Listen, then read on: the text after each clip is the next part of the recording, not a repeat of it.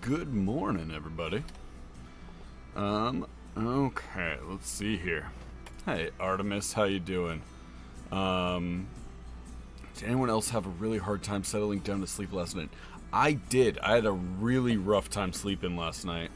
And once I did fall asleep, my dog was still being an ass and would not let me stay asleep.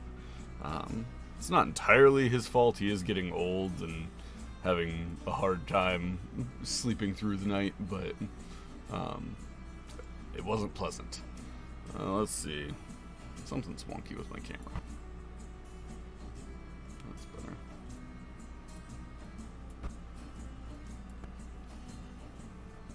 Okay. Good morning, BBG Hayward. Okay. So, I received a request this week for somebody who wanted me to run a one-shot for them that was Stranger Things inspired. There is a D&D adventure module that is just straight Stranger Things. That's not what they were looking for. They were looking for specifically a game that was Stranger Things inspired, but not just a straight Stranger Things rip. So what I have right now is just the basics of it. I have a title of the adventure, which I'm calling Weird Stuff at the Hawk's Inn, which I thought was very clever. Um, but today I'm going to work on that on stream a little bit. So if you guys have thoughts, if you have things that you think would be good to add to it, that sort of thing, we will throw those in there. Let's see here.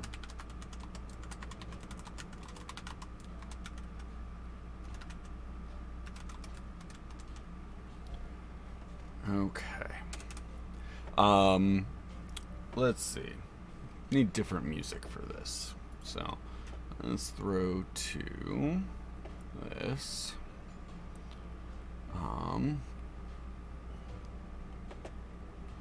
Mute this. Don't want the tavern music today. Instead, let's get the desktop music. And we're gonna listen to this is gonna be Synthwave Space Wave mix by White Bat Audio and Carl Casey. They're the same people that did the music we listened to last time.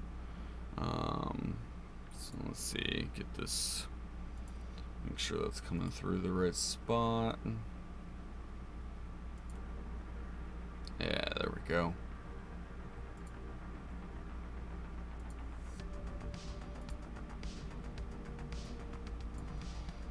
Okay.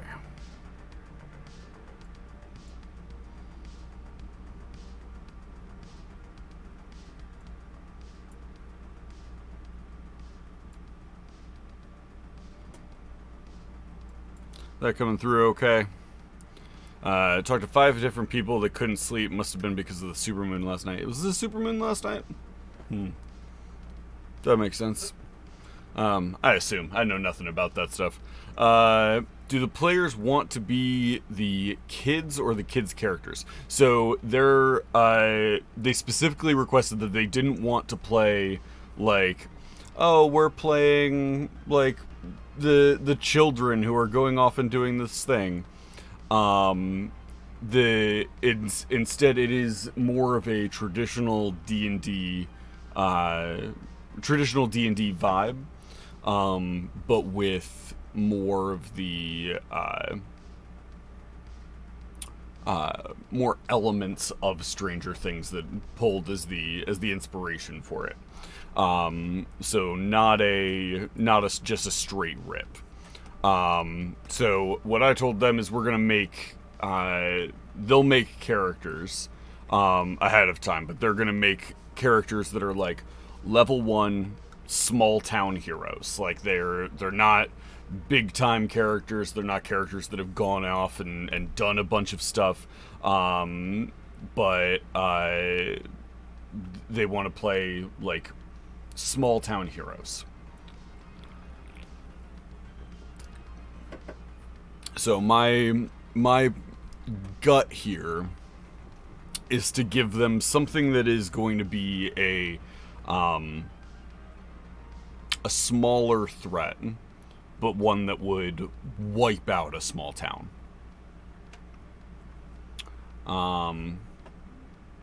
Yeah, no problem, Artemis. Come back if you can. If not, I'll catch you around. Sounds like they want to play first or second edition. Similar, yeah. That's sort of the vibe I'm gonna go for. Is that old school D&D vibe.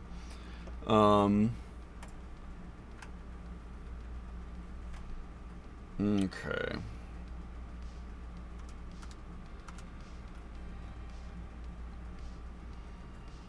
Oh, that's not centered on there. That's gonna bug me.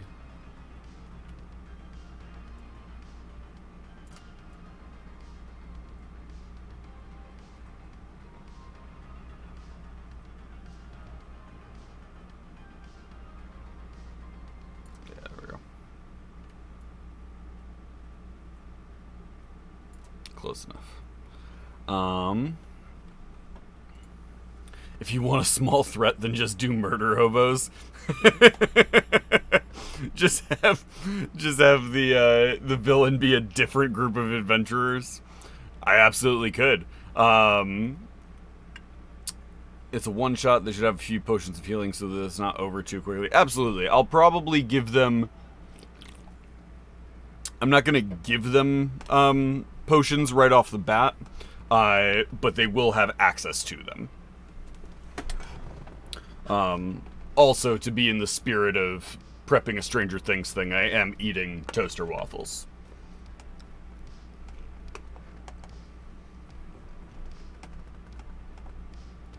Okay. We'll start with bullet points. Always a good place to start. We need a threat. We need NPCs. We need locations. We need treasure.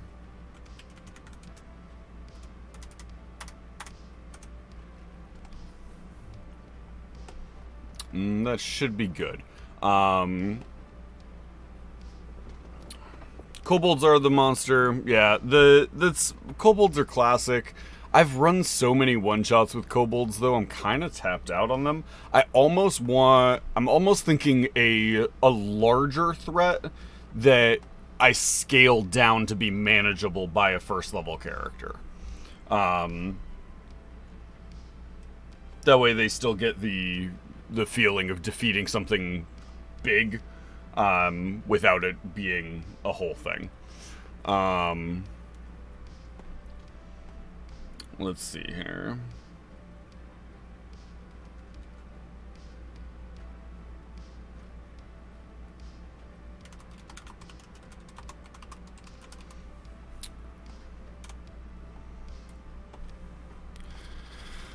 Okay.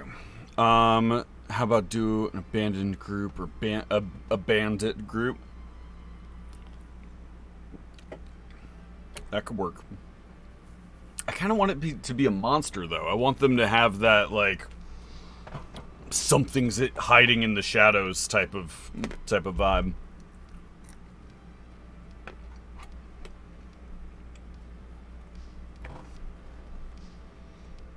Skeletons and a nerf necromancer could work. My gut was actually werewolf. Because werewolf for 5e is not terribly overpowered.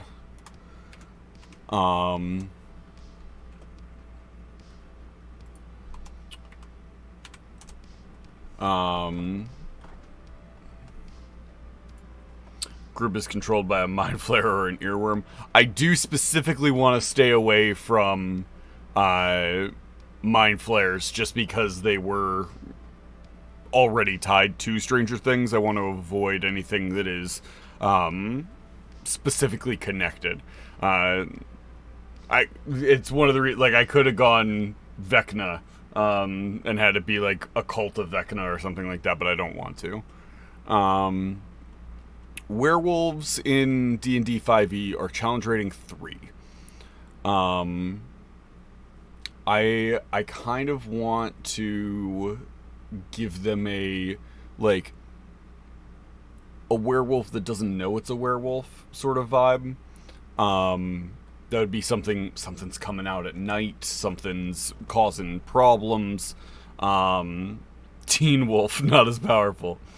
The threat is the captain of the football team.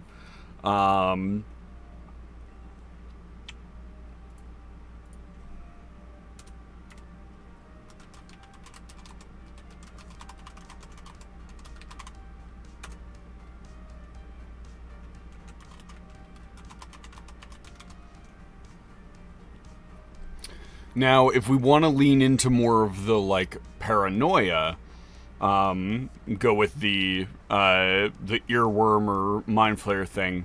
If we want to lean into the paranoia, it could be that, like, because one of the things that I pitched to them was that they're sort of heroes out of necessity. They're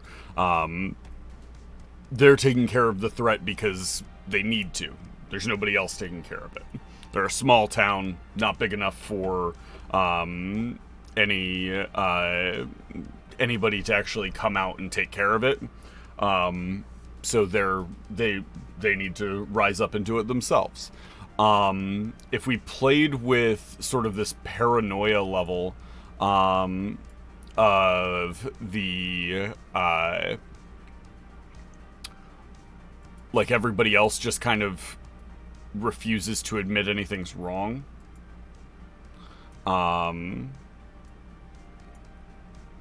Or they genuinely don't see anything that is wrong. That could work.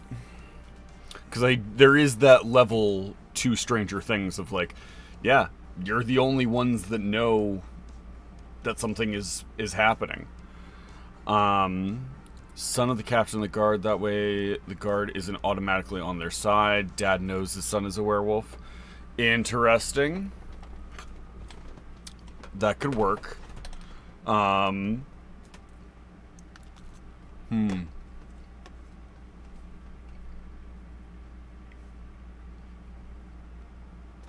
if the captain of the guard knew his son was a werewolf and things were going wrong, I feel like he'd be more inclined to help his son escape than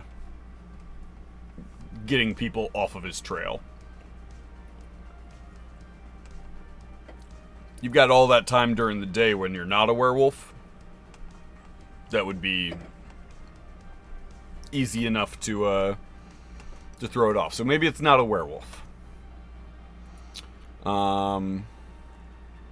Maybe some sort of aberration. That would be in that same ballpark as a mind flare. Let's see. Go up to challenge rating 4. Let's see what we got.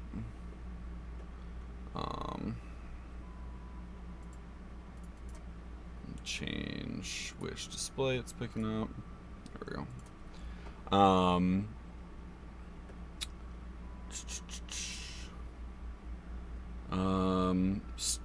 Starting equipment, stuff stolen from parents, like Mulan. Why not just do a lot of minutes? What do you mean?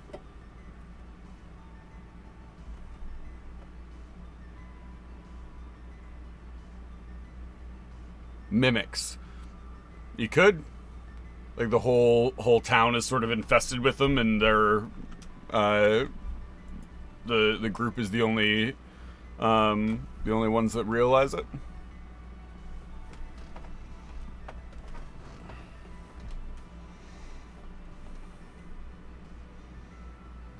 Ooh. What about doppelgangers? That has the right feel.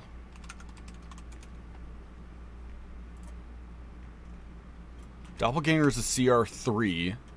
Could definitely make a reduced threat doppelganger. If people in the town have just slowly been replaced by doppelgangers.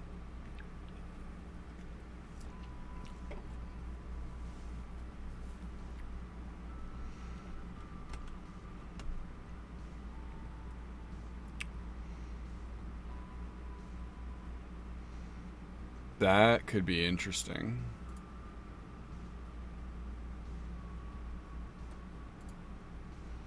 If you have a whole town of people that have slowly been replaced, and each of the people that are,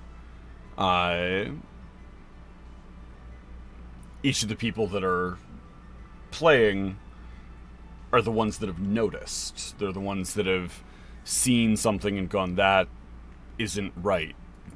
That old farmer that lives down by the river, he's that's not him. There's something wrong.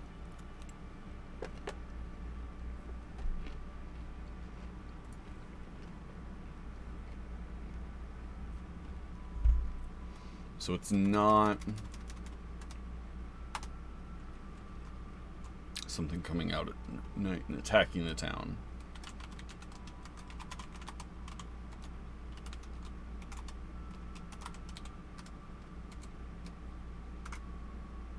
Oh. What just happened?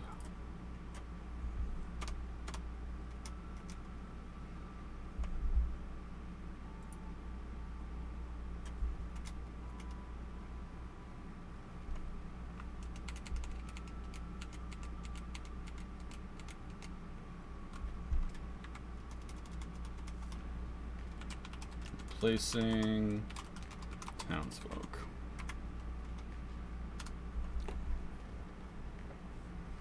Hey, Dead Bob, welcome. Star spawns.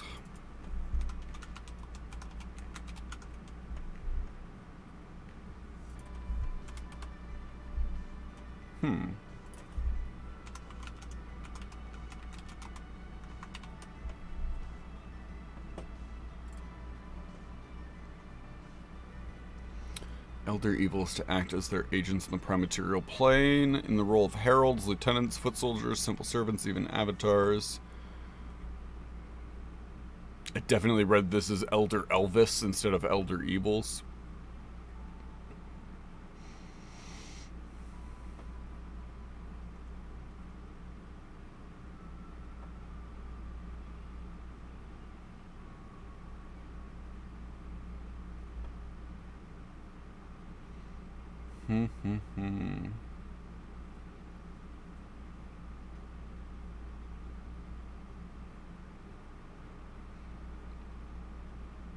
This is very cool stuff.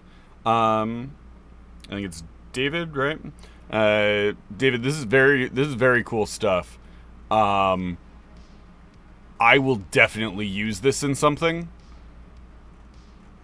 I think it's a little beyond the scope of this particular group, because this group is pretty new to D&D.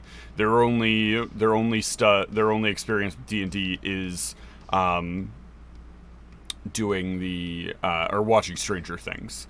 So I think I want to keep it kind of simple for them.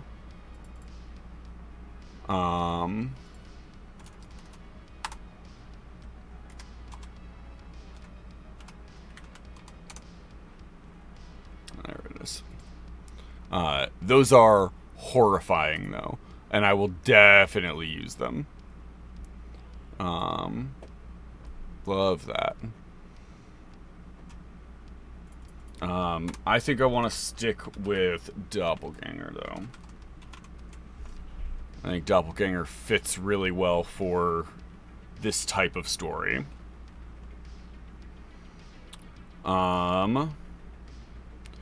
Could do something similar with...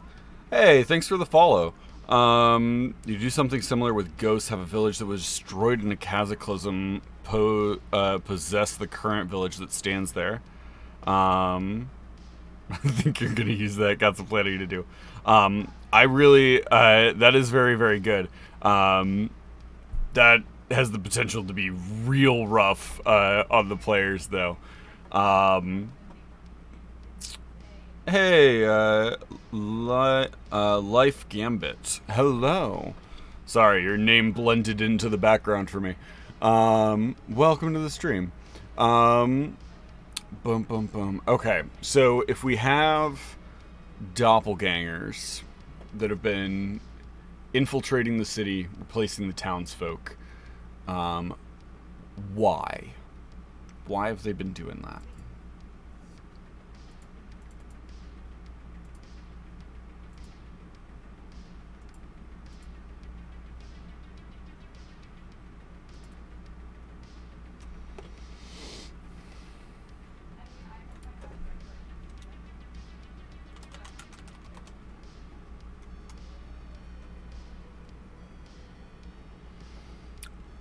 Mechanism for a PC to spot doppelgangers. Yes, absolutely. We'll figure something out for it. Trying to new to D&D, so trying to pick up as much knowledge as you can. Welcome to the stream. Yeah, you're in the right place. We talk nonsense stuff about D&D. So if you have questions, hit us up. Join the Discord. We're always doing stuff in there. There you go. Join the Discord. If you have any questions, feel free to drop them. We got a bunch of D&D nerds in there. Let's see here. They're drawn there by some unknown force that they can't describe or call upon. Interesting. Ever read Twilight Eyes? I have not. So is this Mystery at the Hawk's Inn Barb's Revenge? No. There's a potential twist there. The doppelgangers are running from something evil using the Boring family's lives as cover.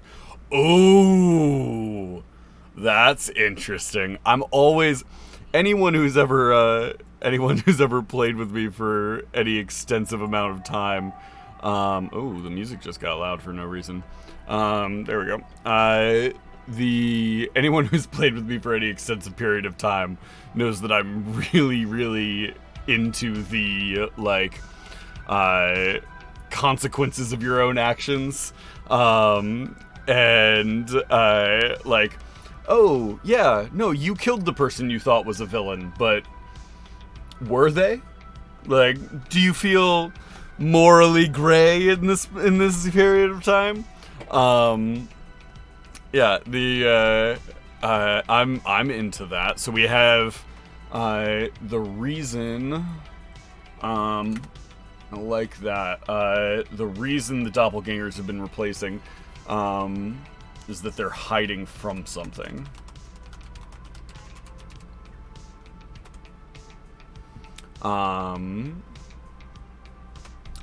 You gotta hand them the news that they tied. That's some high-level DMing right there. The hiding from something. So what are they hiding from? What is a doppelganger scared of?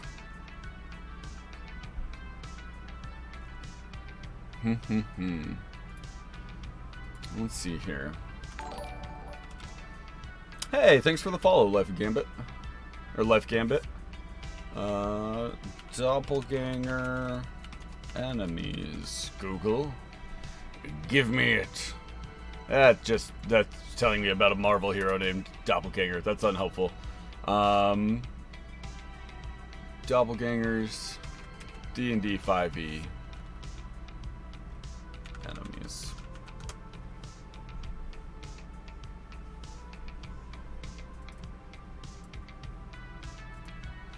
Let's try the Forgotten Realms wiki.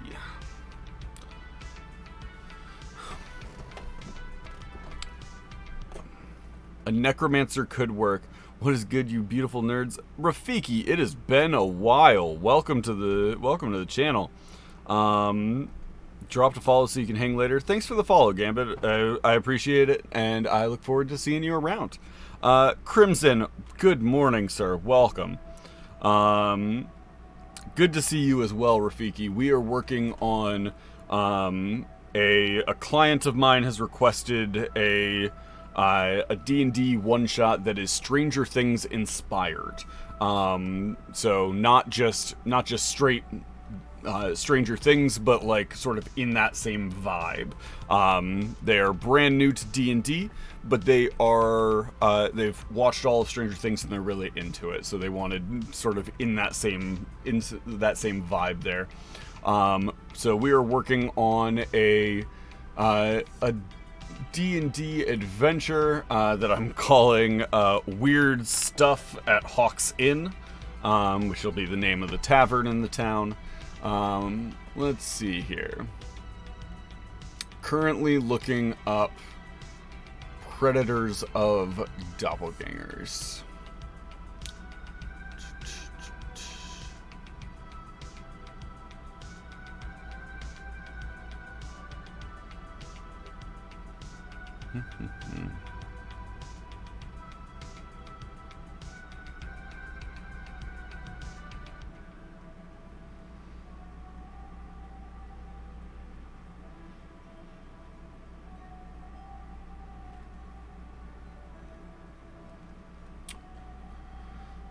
It doesn't look like there's anything that is specifically a enemy of doppelgangers.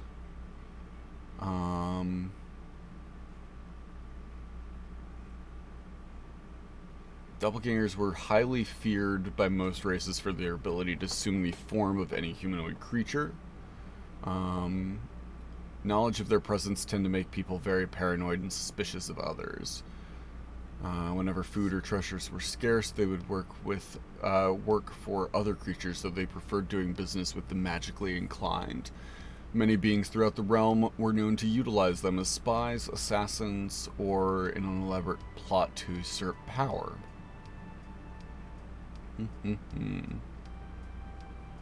Interesting.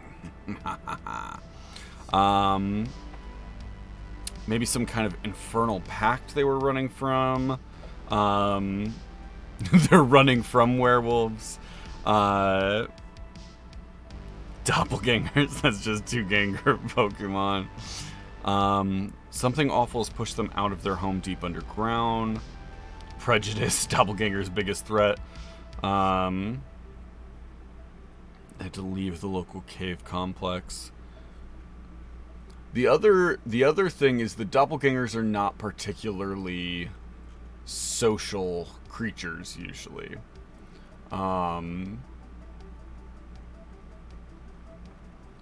Doppelganger families tend not to be close. Usually a male and female met and then left one another, with the family being forced to let's see.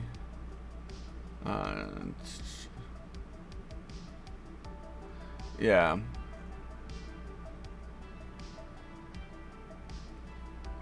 Witchers also kill doppels. That's true. That could work. So maybe they were hunted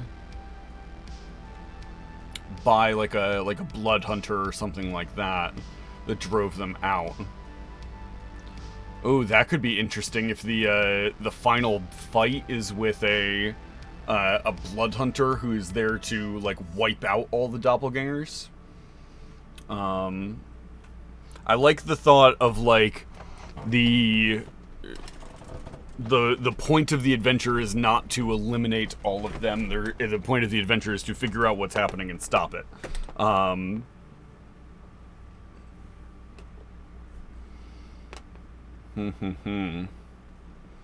Yeah, an inspector type hunting them down. I like that.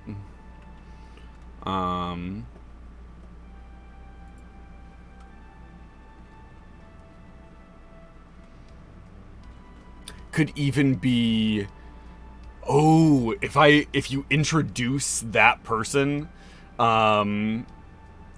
earlier in the adventure, that like the party has just figured out that like, yeah, there are these creatures there that have sort of infiltrated. They're looking for any information they can find on that, trying to gather what they can, and then they meet this inspector person who is hunting the doppelgangers. And not only do they confirm like, yes, this is a real thing and a real threat, but also is willing to help them track them down. But then it's because this guy is like just hunting them. Just because they're doppelgangers.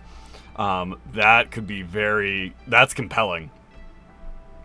Dead Bob, it is set as a one-shot right now, but they said they might be interested in 2 to 3 sessions depending on how the first one goes. So whatever I do, I want to make sure that there's a little bit of that cliffhanger there.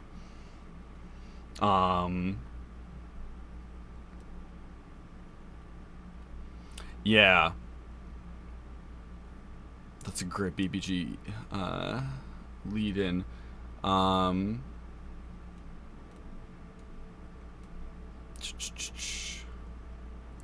Let's do...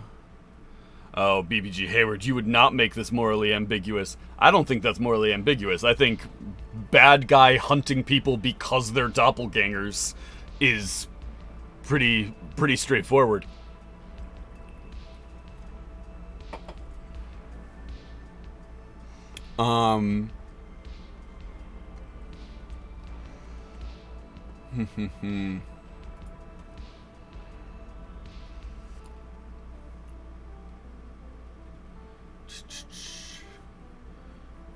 Okay. They're hiding from something. They're hiding from a blood hunter that is tracking them. Doppelgangers are not inherently evil. They are inherently neutral. They have a neutral alignment.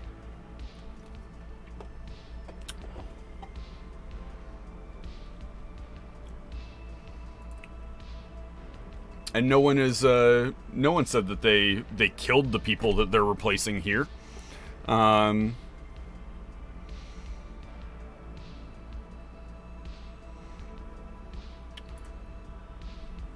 But that would definitely be what the Bloodhunter would tell them.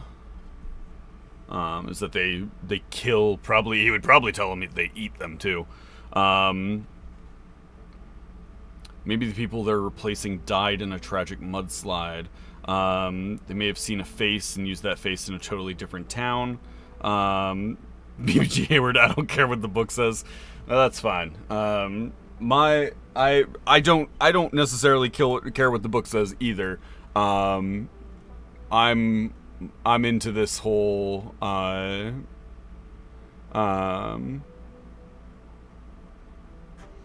into this whole thing of like doppelgangers hiding. Let's see.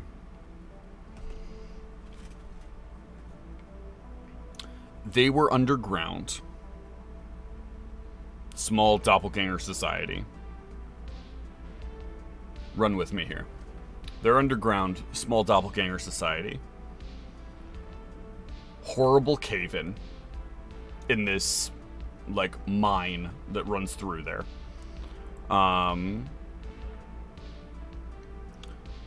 Horrible cave-in.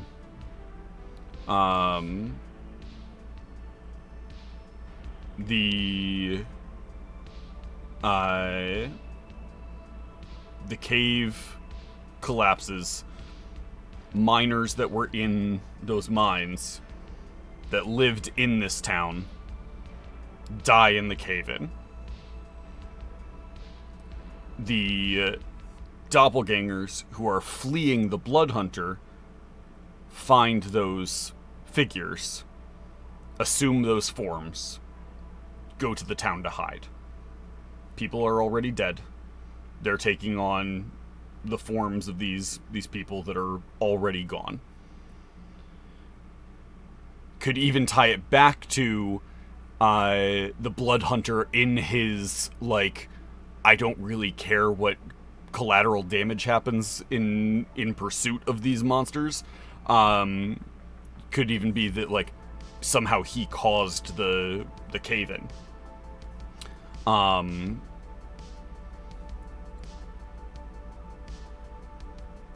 That way, the doppelgangers didn't kill anybody. They took up positions in the town that were already abandoned.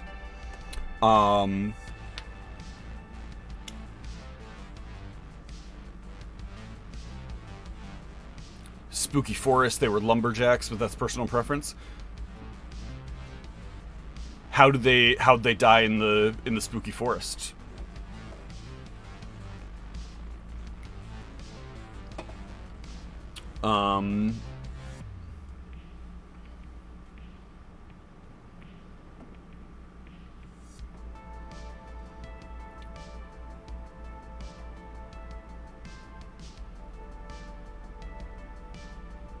As you say all this, I have an unknown feeling that something is there, is wrong, or something is off, to be exact.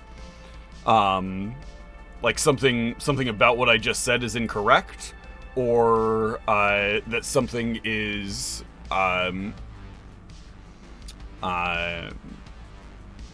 like you just have a weird vibe about it. Because weird vibe would not be bad for this. This would be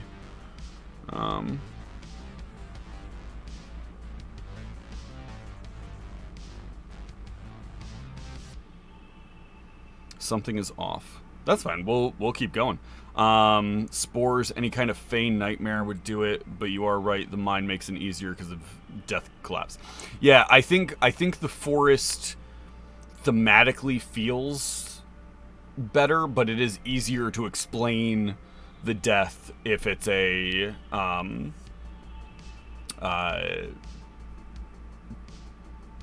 if it is more like contained. If it's in the woods, it would almost have to be an unrelated death. Two factions of doppelgangers. I don't want to get too complicated. I feel like if you have two factions of doppelgangers and the blood hunter, that gets rough. Something natural, no need to confuse things. Maybe lumberjacks set up out in the thing. They're not, BBG Hayward, they're not looking for, like, real old school D&D. They are looking for 5th edition D&D. They're not looking for, like, D&D game inspired by the D&D game that they play in Stranger Things. They're more looking for, like, the vibe of the show itself. Which I would argue there's a lot of moral ambiguity in Stranger Things. Like the lab is the villain, really, if you dive into it. Like everything else is traced back to the lab as the main problem. Okay. So something natural. You have lumberjacks out in the woods. Heavy rainfall causes a mudslide. Side of a hill, they all suffocate. That's very straightforward.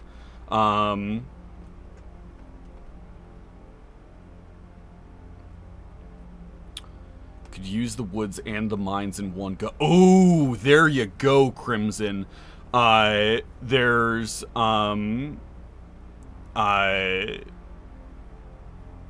you have mines built into the hills in the woods there. The explosion causes the mudslide or the like rock like avalanche or something like that, and that's where like you have people in the mines that died. You have like lumberjacks, all sorts of stuff. That also gives you a wider diversity of people that the doppelgangers could be impersonating in the town.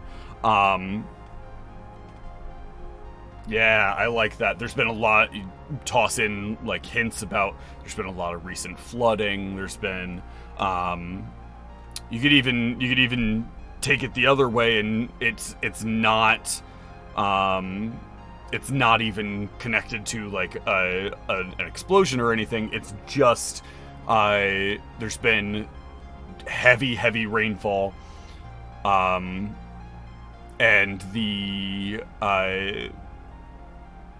there's some sort of mudslide. It wipes out the camp. It fills the mine entrance. So the miners that were in there get trapped. Yeah, I like that.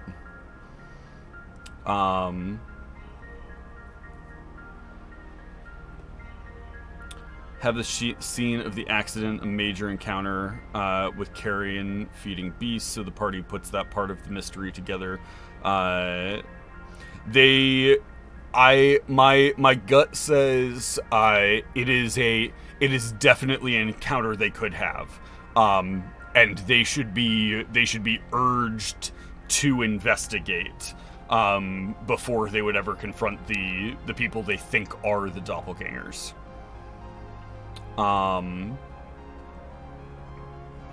I agree. They definitely need to end up out there.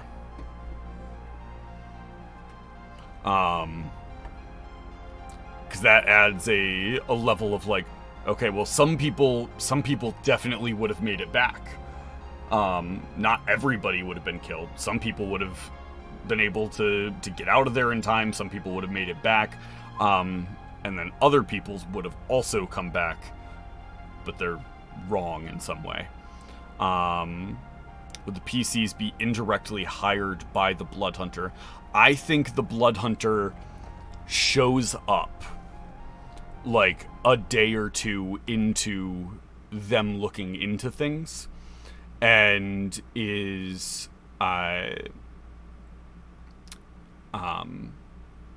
just sort of in the tavern observing, and they would be in the tavern sort of like talking about what they've seen, plotting, planning, that sort of thing. He would overhear them and offer to help, to give them information, have them gather information for him, but he would be very like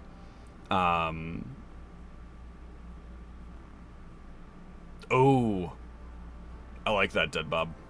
One guy survived, but he didn't come back, so horrified by the doppels that he ran off gibbering into the haunted woods. Interesting. Yeah, that could work. So you have one guy who you probably want a couple NPCs that came back who were there but didn't see anything. That like saw the mudslide and all of that, and because you want somebody that can send them out there to see the carnage. Otherwise you have it be a different report, of like this crazy person in the woods. It would be a different lead to follow up on. Oops, all doppelgangers. Hey, good dogs, how you doing? Making the party a crisis team that's been sent there. I think this town, this town is too small for anybody to care. I'm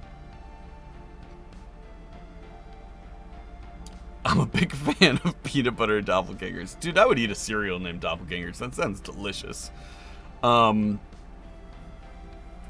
if we have... I'm thinking there's something special about these people who have been able to see something is off or something like that. They're local heroes, but they're not like big fancy adventurers, because we're also starting at level 1.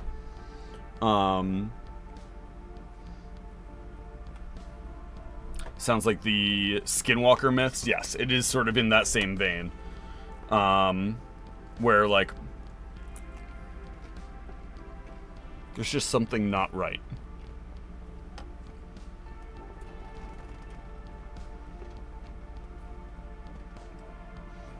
Okay.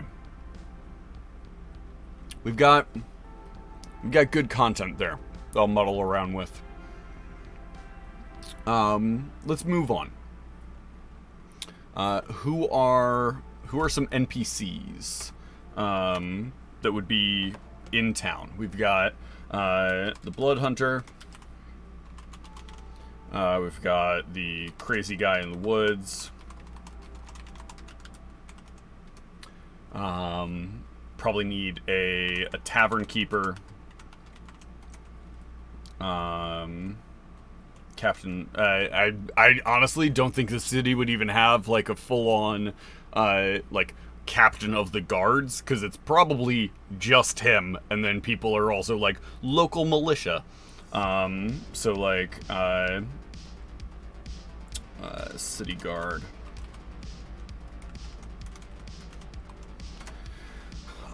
Anything else? Any other NPCs that we need? Maybe the whole thing kicks off with the guy who Rand's wife hiring the party to find his body. That's very good, Dead Bob. Very, very good.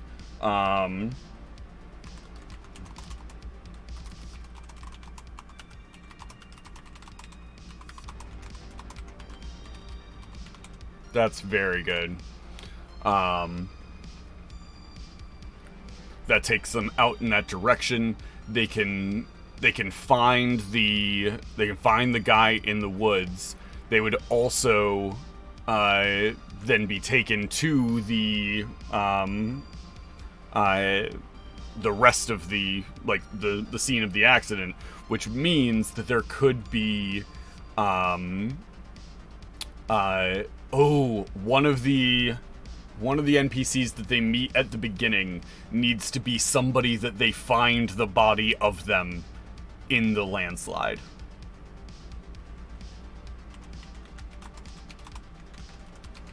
Just gonna label him as Dead Man Walking for now. If there was another faction of shapeshifters, they could be Mimic Colony already hiding within town.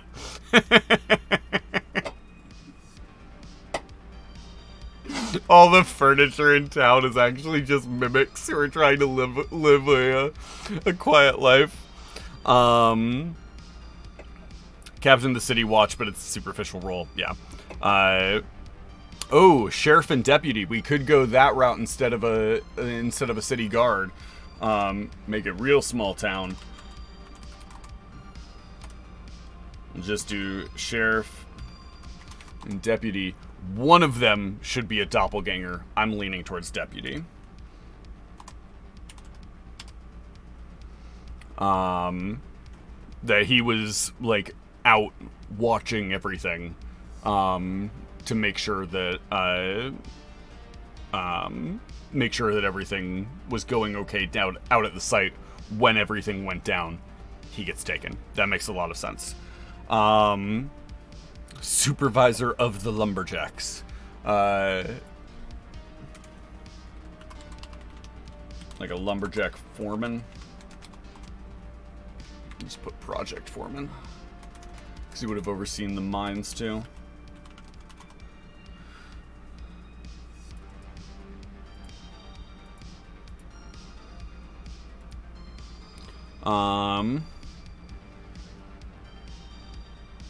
Is there an organization trying to hide the fact that there was even an accident? Potentially.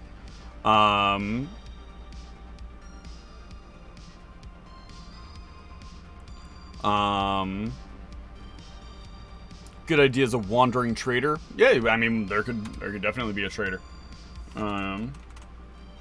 Probably not connected to anything, just there to talk to, flesh things out. Is there an organization trying to hide the fact that there was even an accident? I think yes, right? Like, what if there should have been precautions in place to protect from the landslide, and there wasn't. And so the project foreman is trying to cover up the whole thing, and he says some other story. Well, we can go back to that and figure that out. But I think if the project foreman is trying to cover up, that works.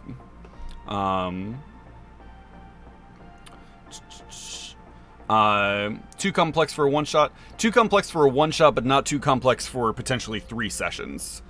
It wouldn't be something that they would get into in the first session probably, but you can lay the groundwork for it.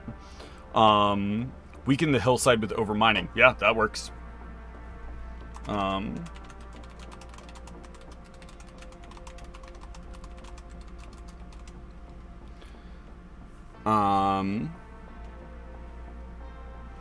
like that. How is he trying to cover up then? Would one of the doppelgangers try and befriend the PCs? This gives the PCs a choice between Team Doppel or Team Hunter.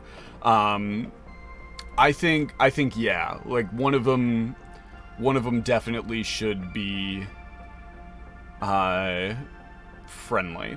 There's two ways you could do that. We could either go with just a regular person trying to befriend them, or we go with like the form that he is currently taken is pretty young.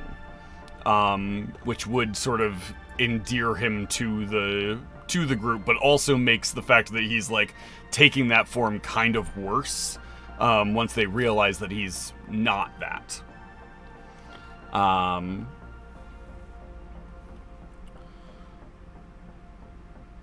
Sort of a red herring because, well, they caused the accident. They don't know anything about the doppels. Absolutely.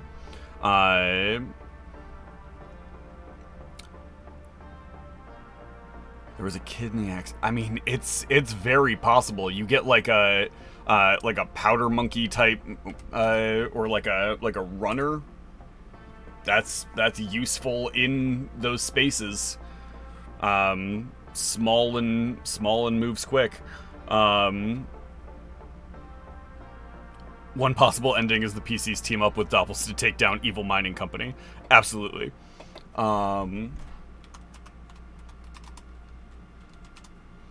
I think what it's gonna come down to is, the Blood Hunter is hunting anything that he considers non-humanoid. Will Byers. Will should be spelled with a Y. Will Byers was missing in the mine collapse. It's a little on the nose.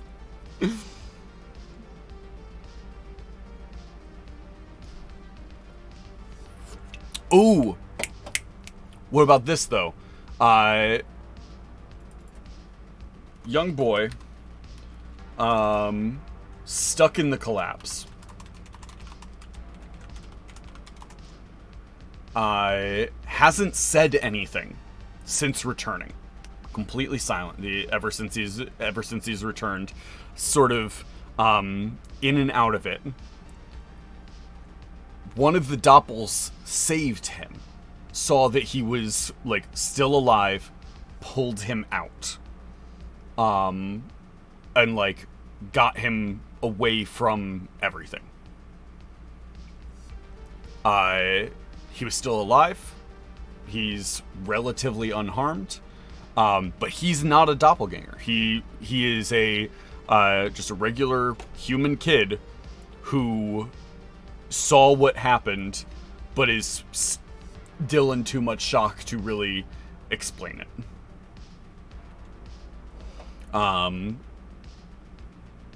But would definitely go to bat for, like, the doppelgangers aren't monsters. They didn't cause this. They didn't kill us. They took on the forms, which is not great, but like it's not as bad as the hunter would make it seem.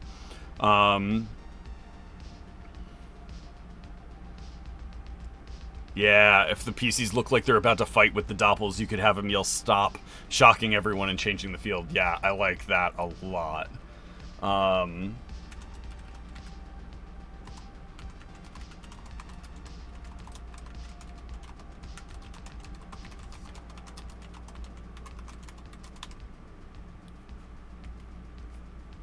Yeah, that's very good.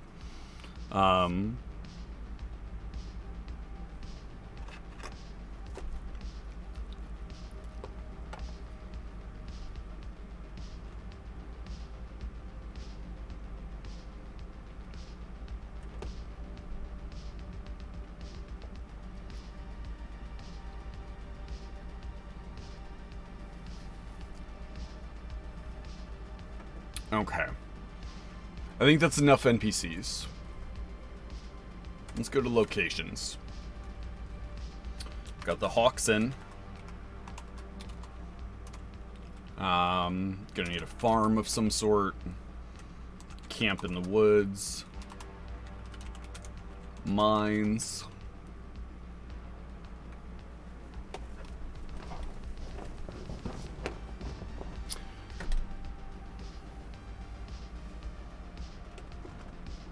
Oh, sorry. I just realized I'm not sharing the right screen. Give me a second.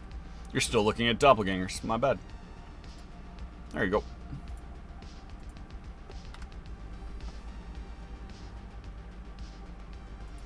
So you have the Hawks Inn, a farm, camp in the woods, mines.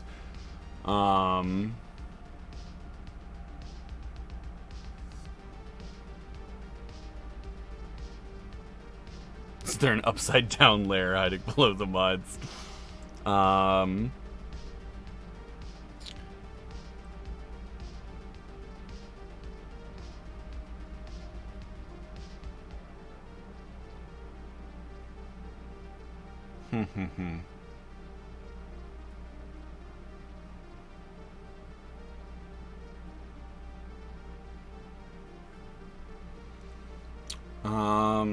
Maybe the hunter's camp.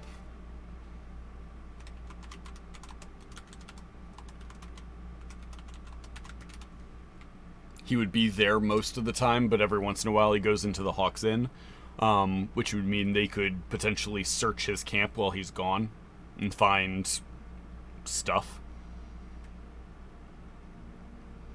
Have 2 meetings simultaneously now and have to bow out. Have fun. I'm just picturing BPG Hayward sitting in front of a camera that's like simultaneously broadcasting him to 2 different Zoom meetings. And he's just sitting there and like nodding. You need something random about the town. Maybe they make renowned cuckoo clocks, some kind of unique wild rice.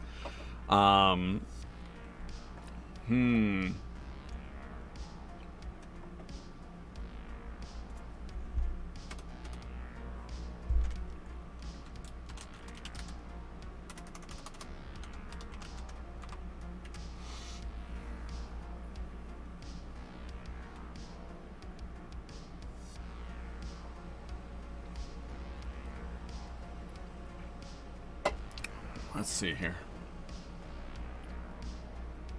What is this town known for? Not much.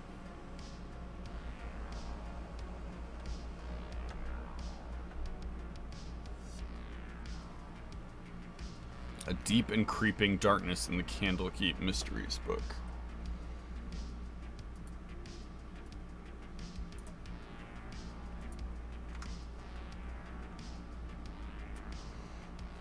Sources. Candlekeep Mysteries.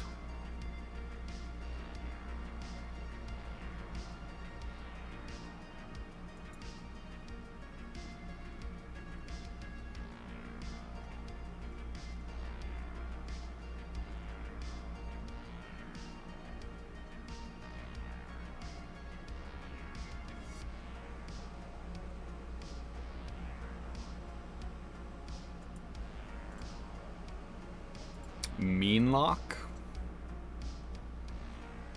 Deformed fae that invoke terror and seek to destroy all that is good, innocent, and beautiful. Primarily live in forests, although they adapt well to urban and subterranean settings. Fear incarnate. Meanlocks are spawned by fear. Whenever fear overwhelms a creature in the Feywild, or in any other location where the Feywild's influence is strong, one or more Meanlocks might spontaneously arise in the shadows or darkness nearby. If more than one Meanlock is born, a lair also magically forms. The earth creaks and moans as narrow, twisting tunnels open up within it. One of these newly formed passageways serves as the lair's only entrance and exits. Meanlocks give other creatures the creeps and project a supernatural aura that instills terror in those nearby. So evil and twisted are they that a palatable sense of foreboding haunts those who intrude upon a Meanlock's lair. Inside, the warren black moss covers every surface, muffling sound. A large central chamber serves as the Meanlock's den, where they torment captives. Yikes. Horrifying. They look like cracked out Umber Hulks.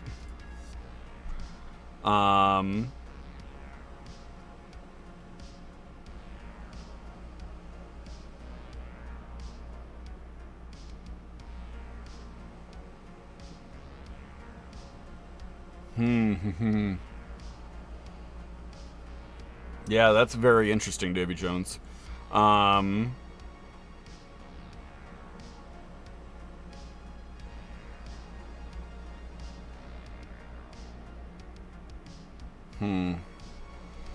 I'll put...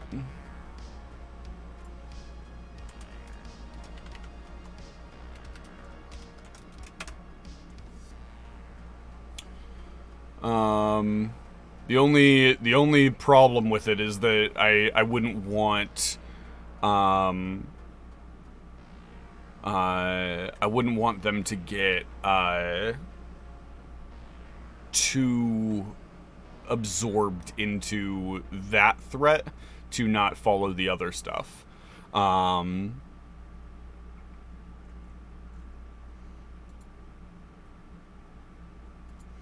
maybe it's a secondary goal.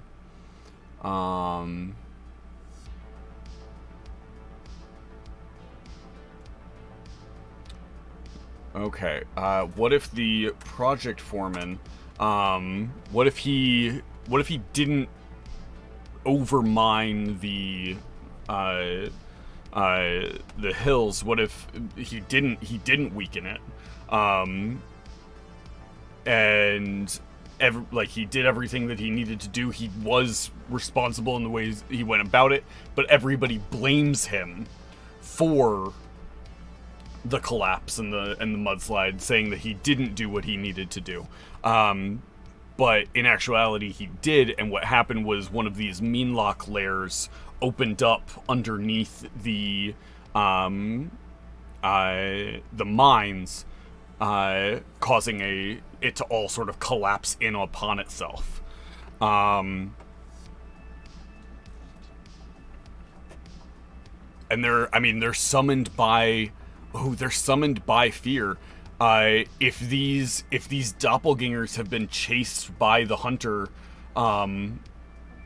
it could be literally the fear of the doppelgangers that has spawned these things.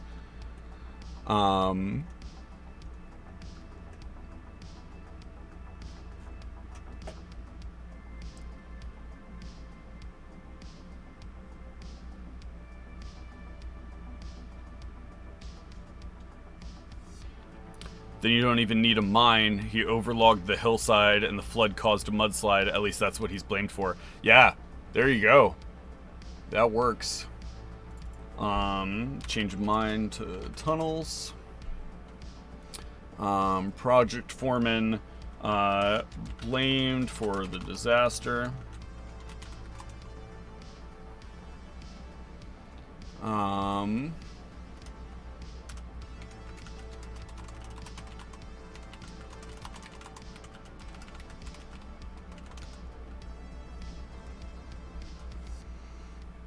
Yeah.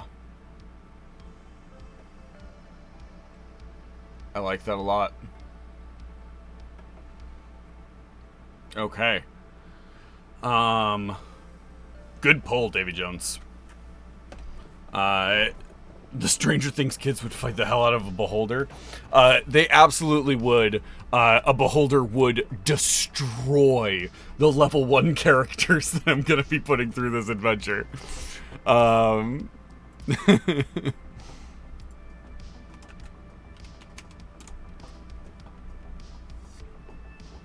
Best I would be able to throw at them would be a couple of gazers, and even then,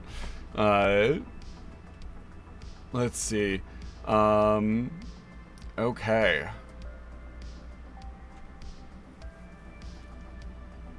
There's a lot of good content. What I really like a one-shot that isn't like, here are the tracks and send them through.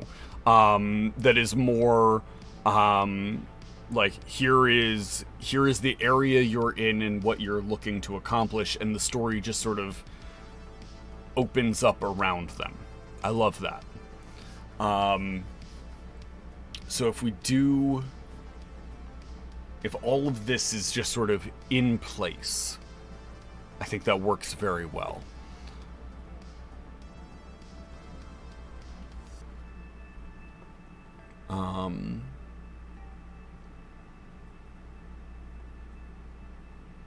Where did he run to?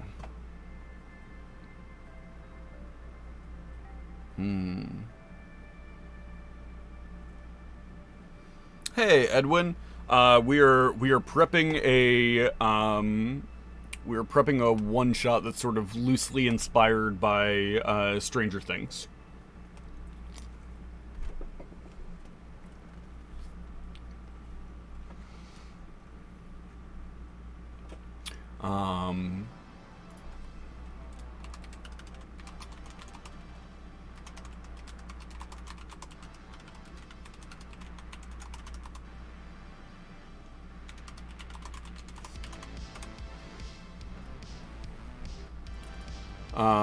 Okay.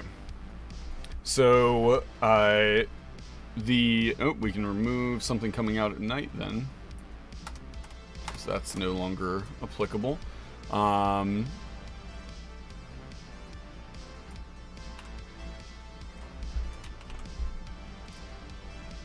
Okay. So the Blood Hunter tracking the doppelgangers tracks them into the woods. The doppelgangers running for their lives, trying to avoid the Blood Hunters. Their fear embodies and awakens these mean locks that create the tunnels beneath, which causes this massive sinkhole mudslide, killing a bunch of the people from town. Doppelgangers take on the forms of the dead people, continue running, arrive in town. Assume the lives of those people. And that way they then have a place to hide. Blood Hunter shows up in town.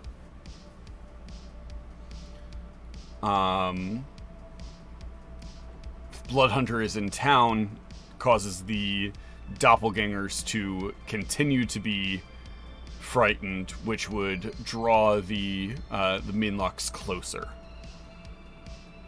But that could be a second or third session.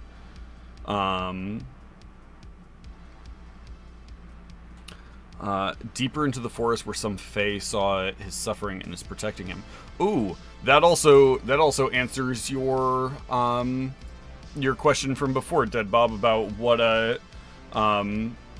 is weird in town.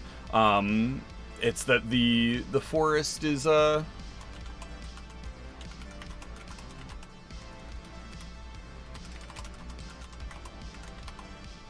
forest is home to many Fae.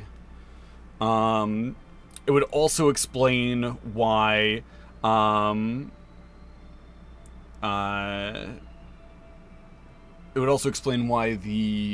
town would also just really hate this project foreman, is that the town itself would have some reverence for the forest, and he's logging the forest.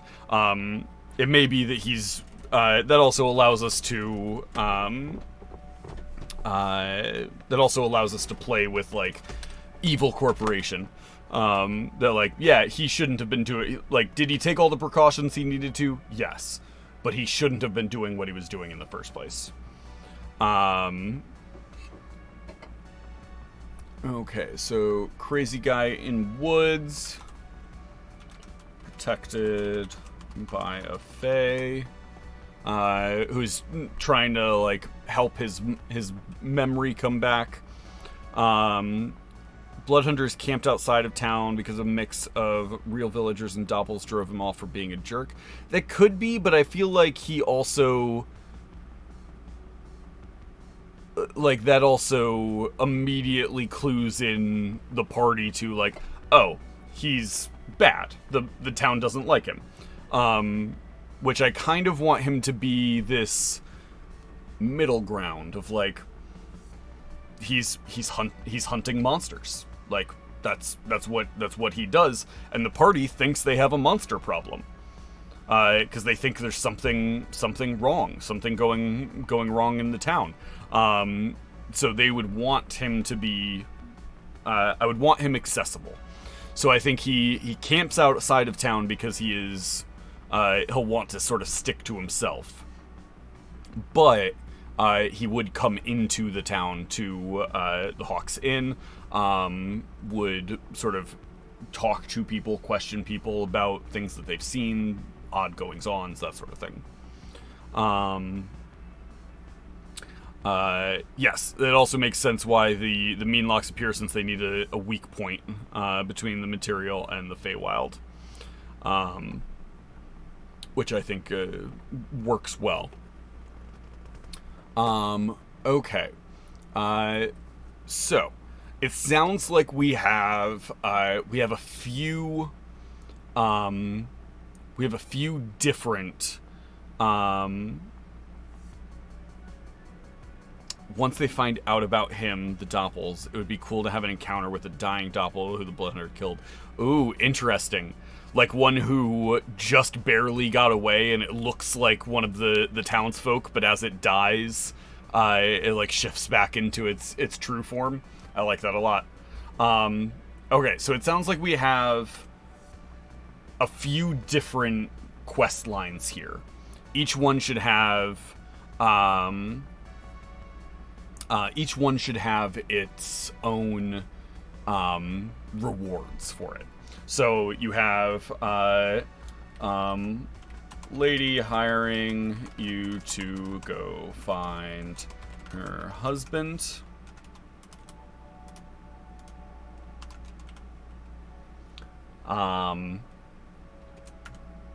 That would be a small reward. This is a small town. Definitely doesn't have a lot of coin to be throwing around. What would she offer up as the reward for this?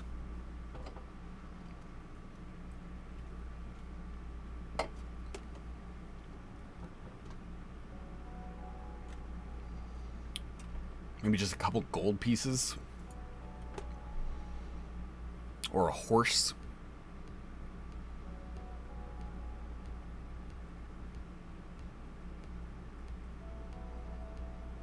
Some heirloom, a solid cart that she can't use since her horse went lame.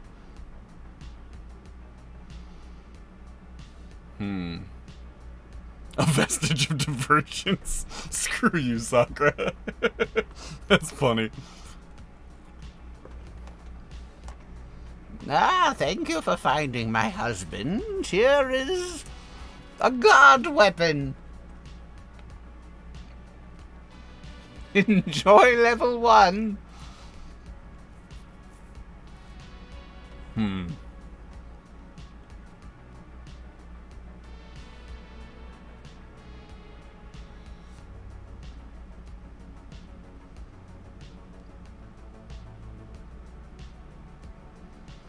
Maybe a horse and cart.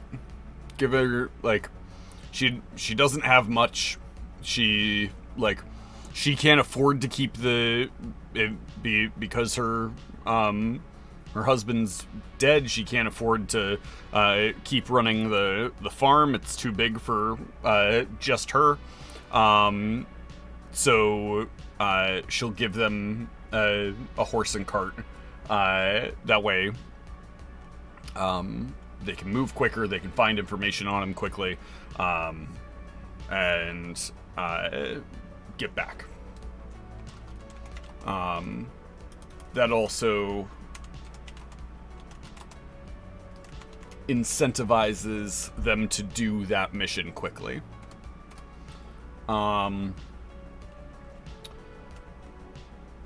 Later. Okay. So from there, they would go to find her husband. That's going to take them either to the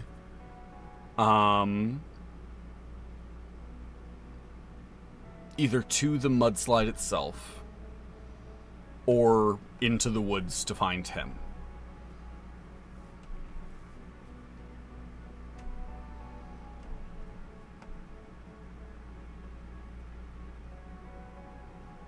Need to make it somewhat easy to find him off in the woods.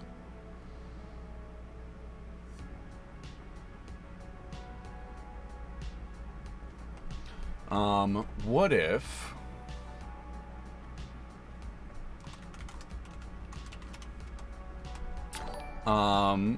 Hey, Phoenix, thanks for the raid, bud. Appreciate you. Welcome to the stream, guys. We are prepping a one-shot for a client of mine who wanted a Stranger Things inspired one-shot. So I'm currently prepping Weird Stuff at the Hawks Inn, which is evolving rapidly. Okay. What if this lady, who is hiring you to accomplish this, what if her and her husband have wedding rings that are very, very simple enchantment of, they always pull in the direction of the other one. So there's just this very, very light tug in the direction of the other person. And she could give them her ring to help locate his body. And it would take them in the direction of the mudslide, but then wouldn't be it's not actually at the mudslide. It would be in a slightly different direction, so they would bypass the mudslide, sort of like a locate object on each other. Yeah, exactly. But it's just sort of that constant pull. It's not limited by the 1,000-foot range on it.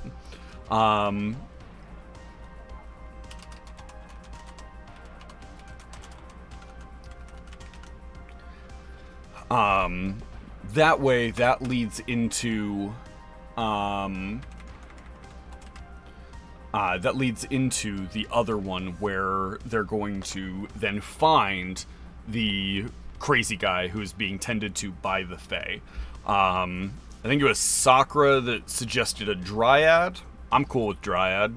Everybody feeling Dryad?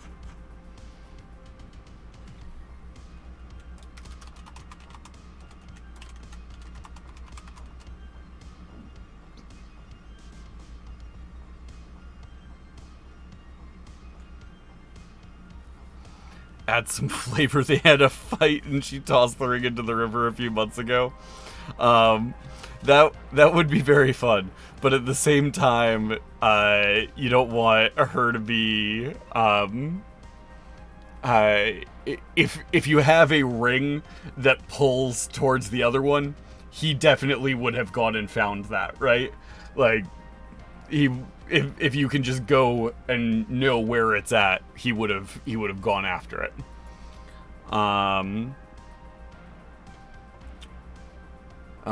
Okay, so find the crazy guy.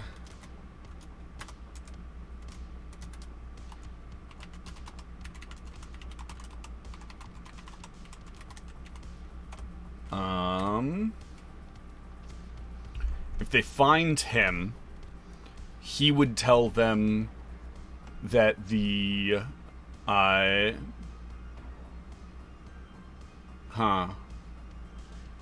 would definitely speak in almost riddles, right? Of just bits and pieces, similar to how Eleven's mom talked in that one episode, of 3 to the left, 4 to the right, sunshine, rainbow, or whatever it's called, sort of that sort of rambling, of just bits and pieces, that they would have to decipher what that meant. Maybe like a D10 table of random fragments. I like that. Yeah, that's easy enough to do.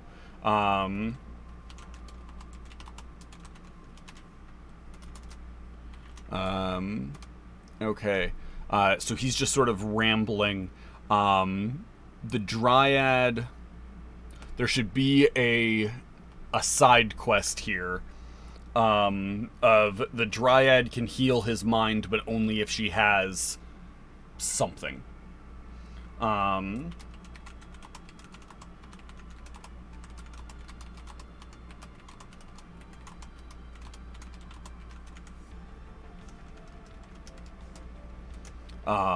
that way they have a side quest to find that thing, but it wouldn't be something that would have to find right now. It would have to be something that, like, yeah, they should find that at some point.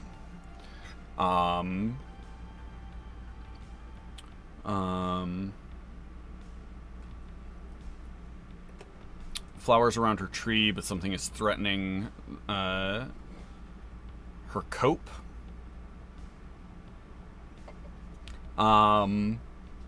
We can figure that out, but that's definitely a later issue. The patch of trees, yeah. The rambles can be deciphered. Oh, that's wrong.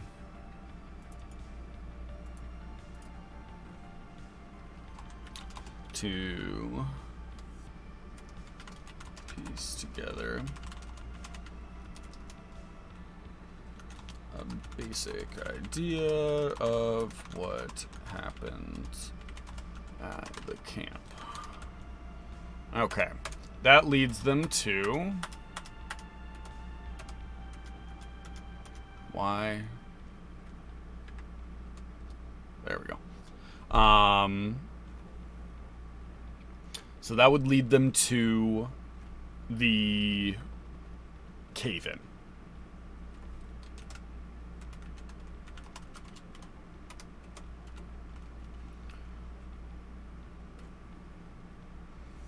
And this isn't even treasure anymore. This is just order of events. So they go to the cave-in. At the cave-in, they can find a lot of bodies, including somebody that they recognize and would have already talked to from the tavern.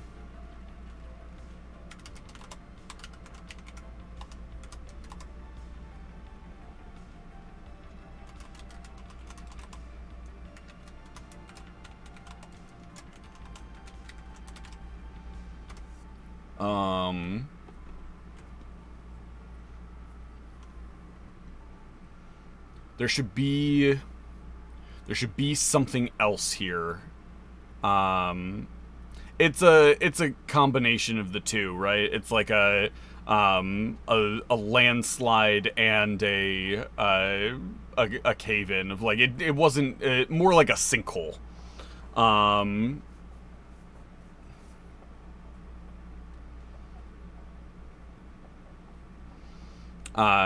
Yeah, Dead Bob, I agree. The goal of this adventure is I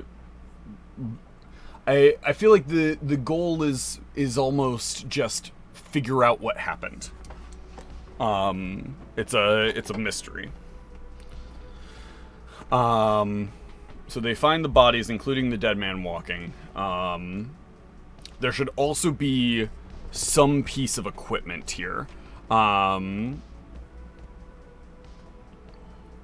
There should be some piece of equipment here that they could recover that would be useful. Whether that's a piece of weaponry, a piece of armor. What if the bodies aren't dead, but rather in a coma or something? They could save the town people. They could, but then if they save the town people and bring them back, they're bringing them back to a town where the doppelgangers have already taken over these people's lives. So we don't want that additional tension, I don't think. Especially since there's we already have a precedent for one of the people that was there didn't die in the mudslide, but was just trapped, and one of the doppelgangers pulled them out and saved them. If they were alive, I feel like it's a very, very different story. Dead Bob, am I looking for loot or clues in this scene? I think both, right? Like, I want something that will help them physically, whether that is a magic item, regular equipment, maybe a potion or two, and then information that will help them moving forward.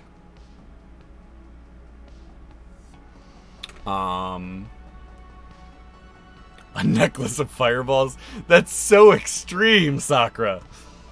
A lot of the bodies would still be there, yeah. They're probably sort of picked at by monsters and stuff. Or animals and, like, birds of prey and things.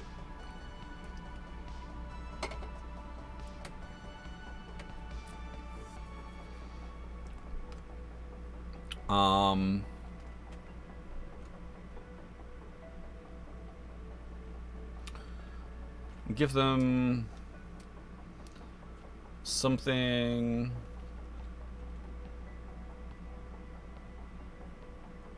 Maybe a dead doppelganger. Yeah, we could put one doppelganger here.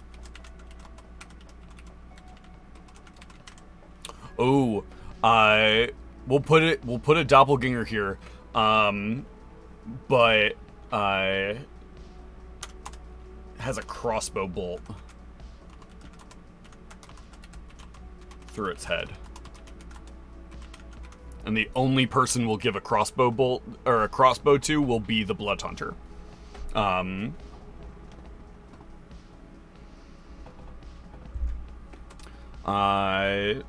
If they're loggers, maybe somebody has an enchanted axe.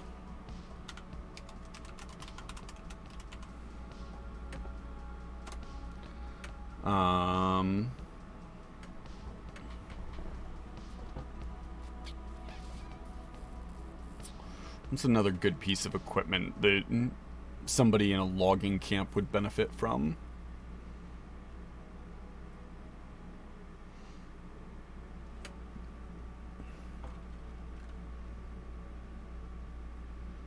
An ever-burning torch? Yeah, I like that.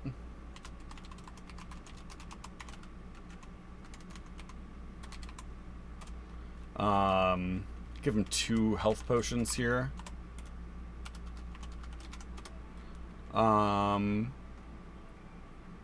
Maybe, gloves of climbing. That would be useful in a logging camp here.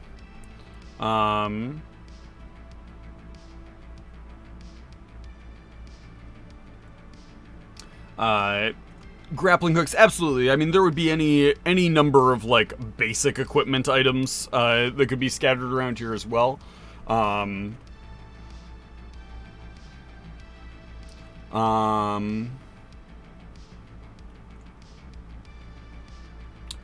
Could also put the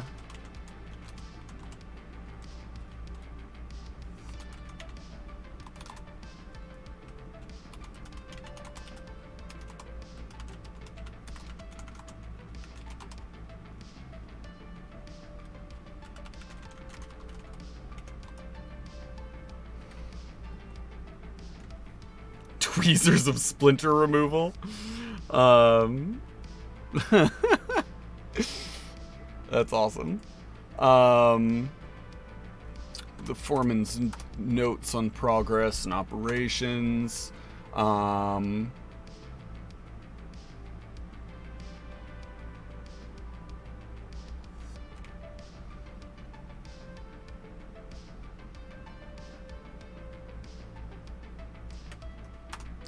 That's enough, I think.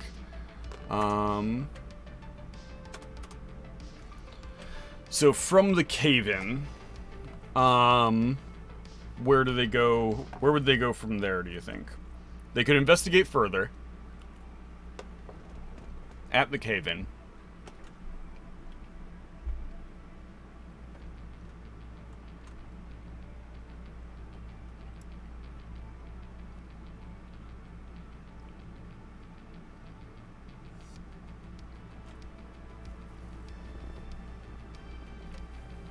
Yes, Dead Bob. Only thing stopping the Blood Hunter is the real villagers would think their families are being killed by this guy, so that illusion must be maintained to keep them safe. He would definitely be biding his time and making sure he knew for certain which ones they were before he attacked. From the cave-in, they could find the tunnels. Oh man, I've already forgotten what these things are called. The mean locks.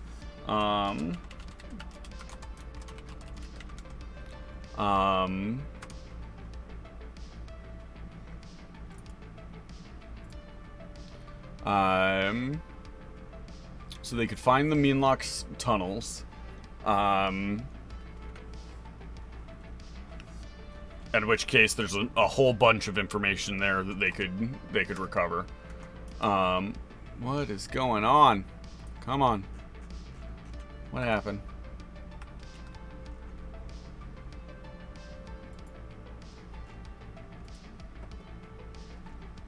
Wild. So there's a whole bunch of stuff they could find in the mean locks tunnels. We're not going to get into all of that here.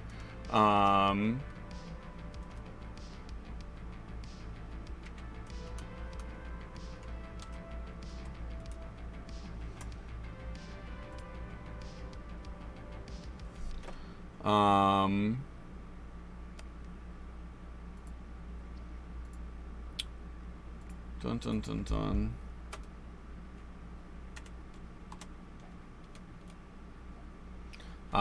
From the mean locks or they could also go into the mean locks tunnels. Otherwise, it'll take them back to town.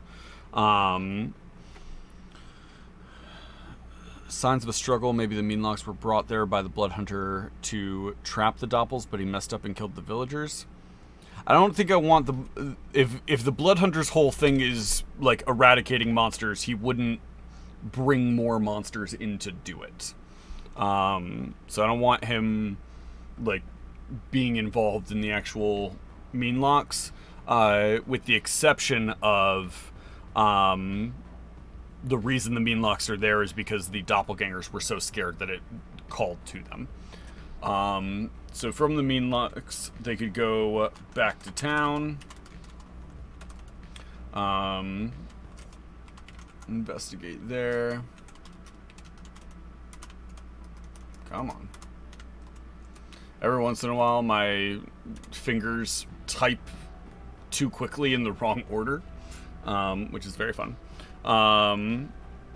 So they were just bad luck. Exactly. Investigate.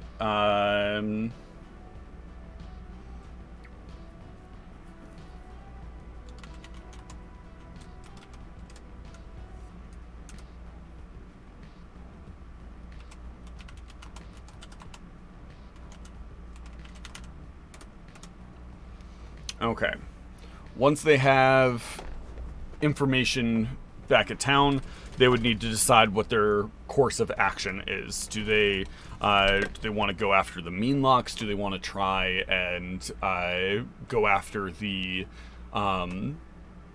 Blood Hunter? Do they want to go after the doppelgangers? From this point, becomes very, very player driven. This whole thing could change rapidly depending on the steps that the players choose to take here. So that is, I think that's good. I think that's as much of the outline as I want set right now. I'll probably add more like specifics to it, but other than that, let's see here.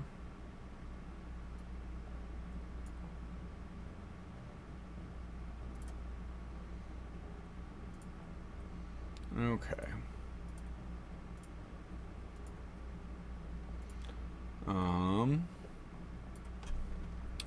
Let's do this. Oh, I need this in a different tab so I can see it. Okay.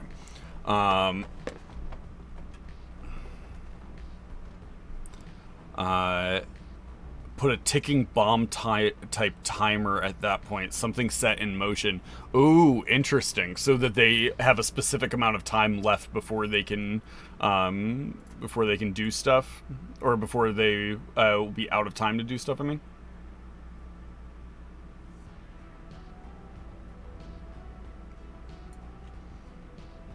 That's a good call. Okay.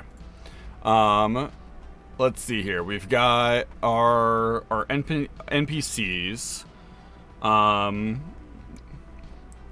We've got the Blood Hunter, the Tavern Keeper, the Sheriff, the Deputy, Dead Man Walking, the Project Foreman, the Trader, and the Young Boy. Let's make one of them. Which one would you guys like me to make here? Hello, Dragon at Rest. Welcome to the stream. Thank you for the follow. Yeah, Dead Bob, I like that a lot. Just something to, like, keep the tension high and moving. I like that. Okay.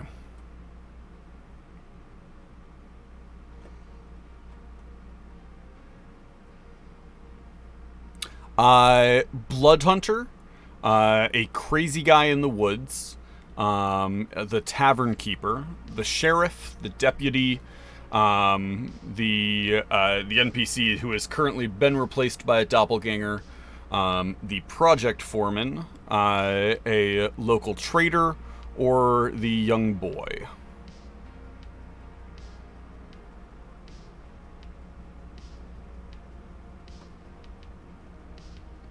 Crazy guy in the woods. Can we put a pan on his head? Let's start with him. That's fun. We can go older. Let's see. What speaks crazy guy to me? Just only want like wild hair.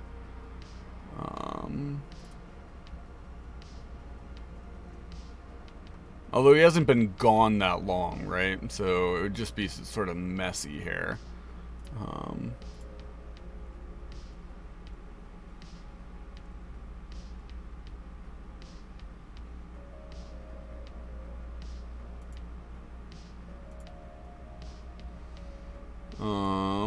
Definitely has a beard because he's works in the logging camp.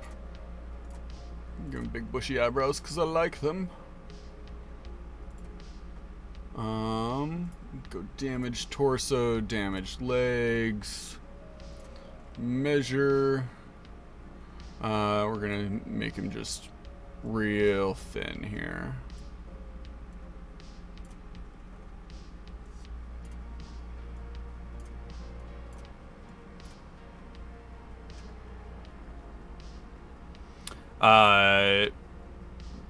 Yeah, the hair choices, they add new ones every once in a while, but yeah, there's not a lot of options. Let's see here.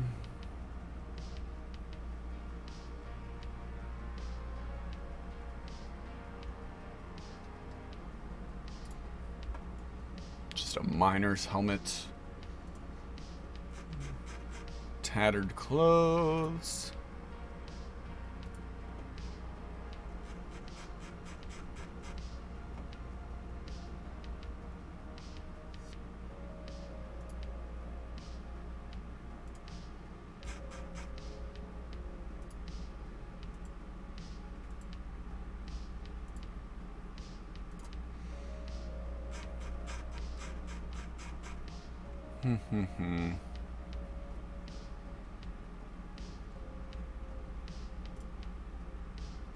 Oh, those are too nice.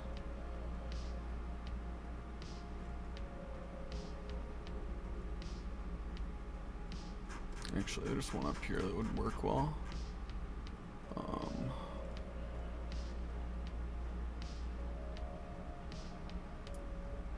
Yeah, there we go.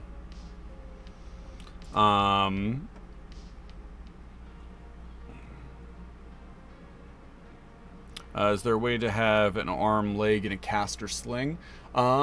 I can put his. I mean, I could remove a limb. That's easy enough to do.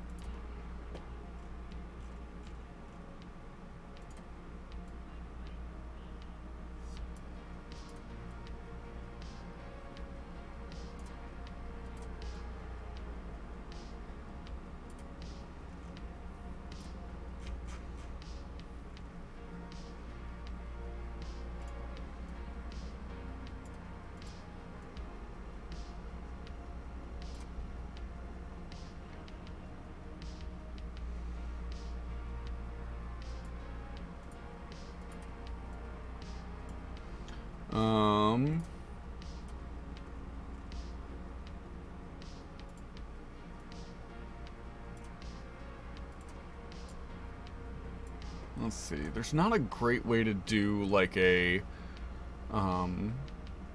sling. I think if there is a cast.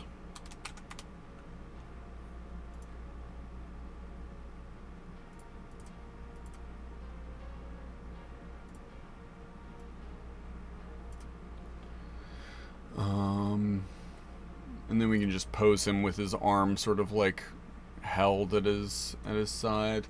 Probably want him in a chair.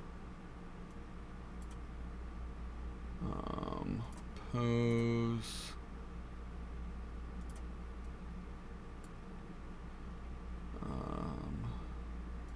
Advanced. I'm gonna take this, bend it this way.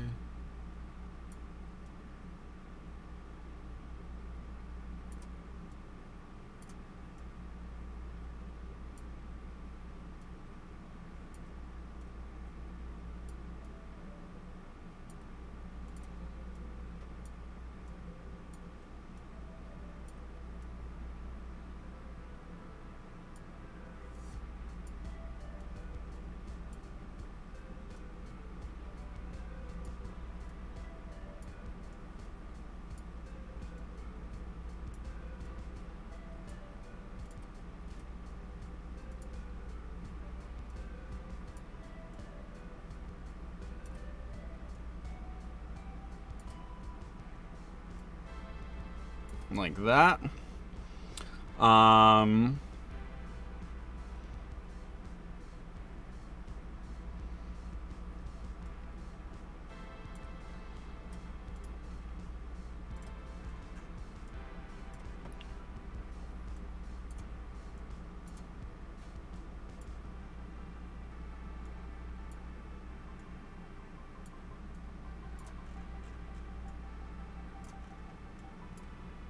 Kind of want one of his legs gone, actually.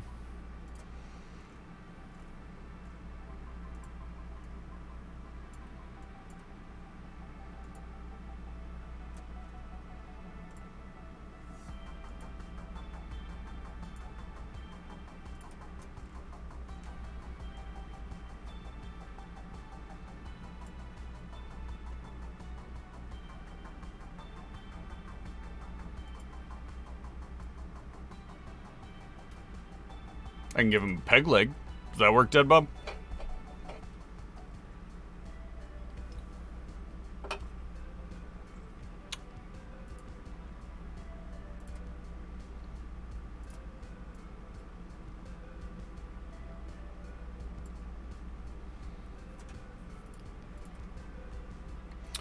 And then let's see here.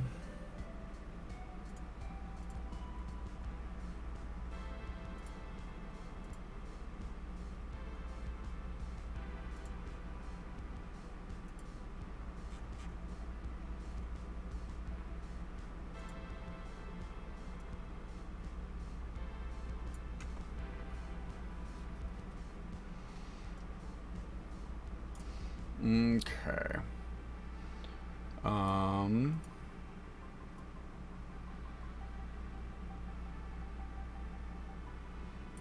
Oh, actually, feet. No, body. Legs. We want this one, the peg leg. Or actually, we could just go...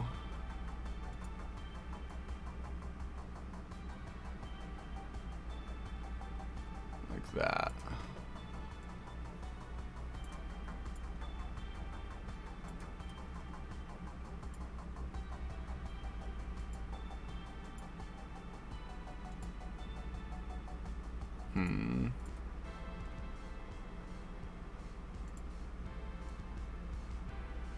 Yeah, that works. Okay.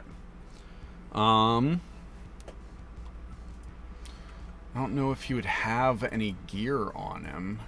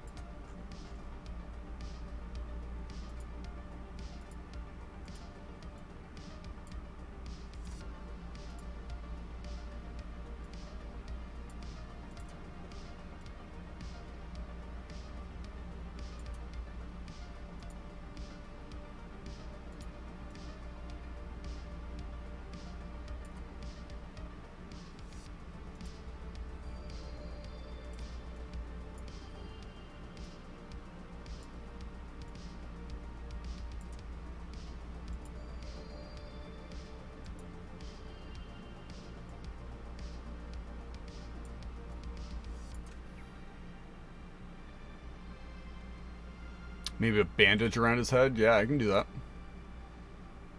Clothing, head.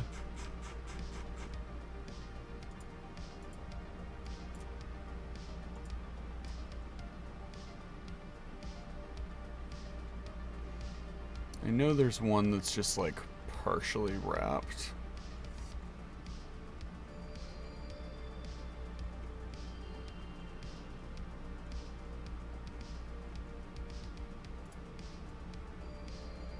Like that.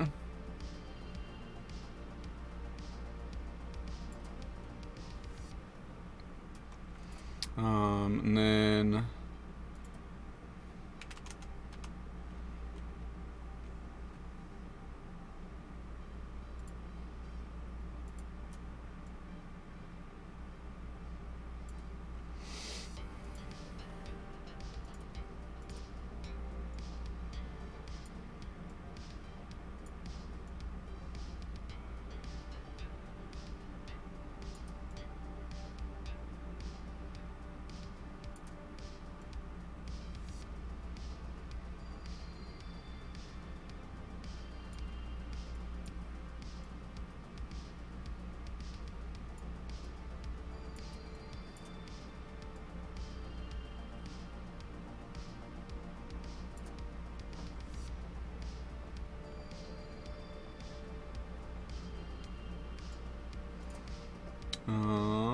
let's see.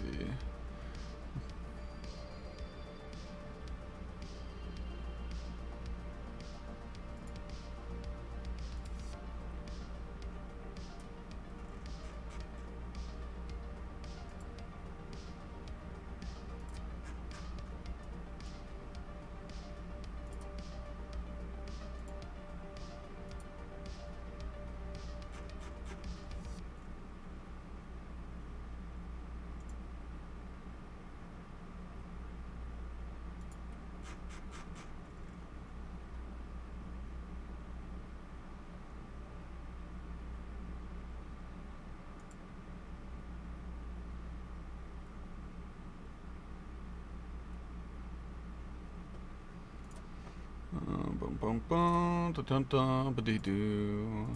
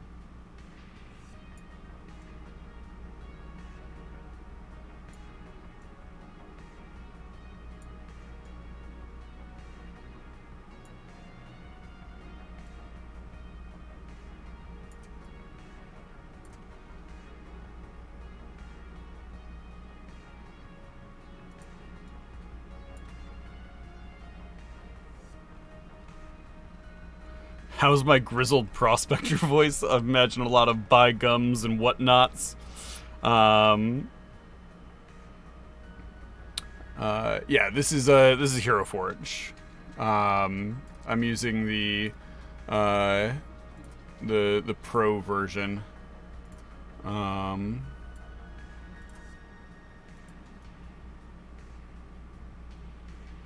ring is real messy. It's not what I want.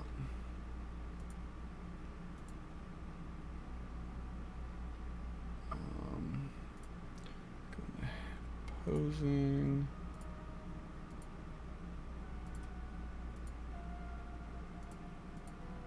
Oh, that one's good. Yeah, there we go. Okay. And then I want.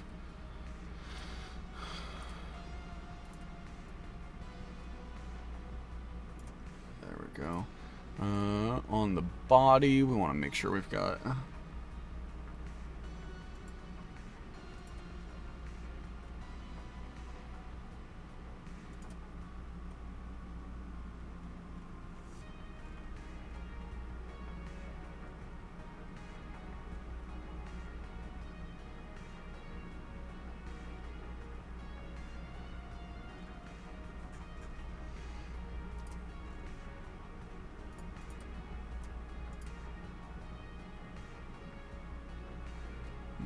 Don't like that one.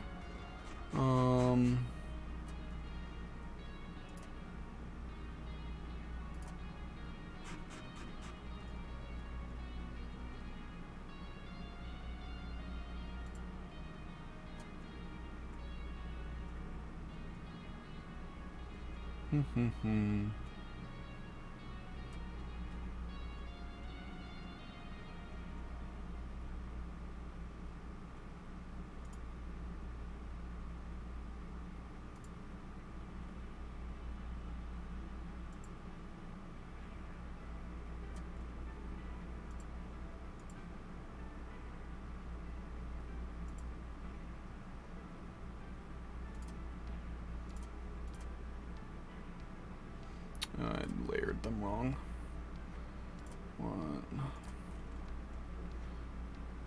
This one to be that, and this one to be bruised knuckles, and this one to be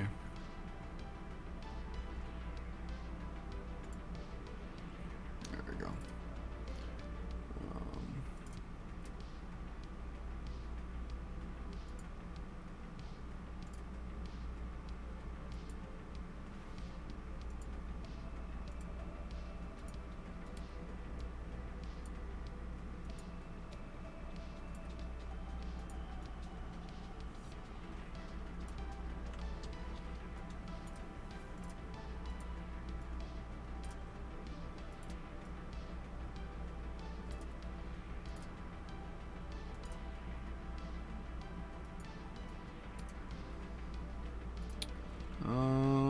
bum, bum, da, bum.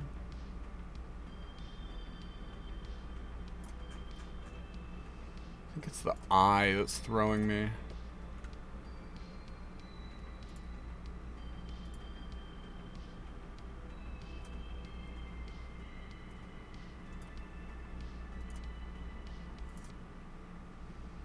Go in and change it. The eye. Small.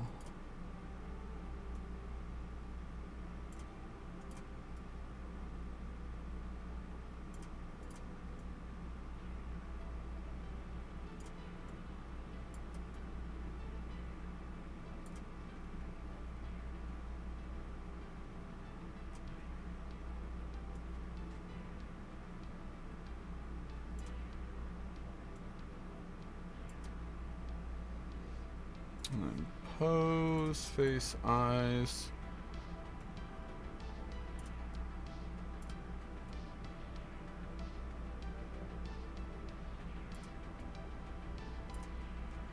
There we go.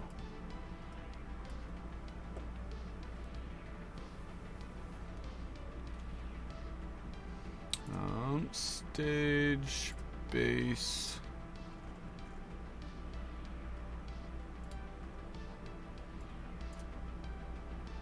Color.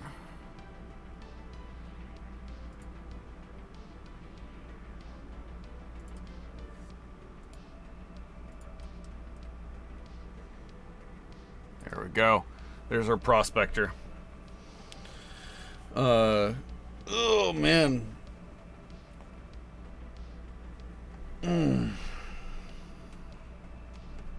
Healing runes on his skin. Ooh, that's not a bad idea.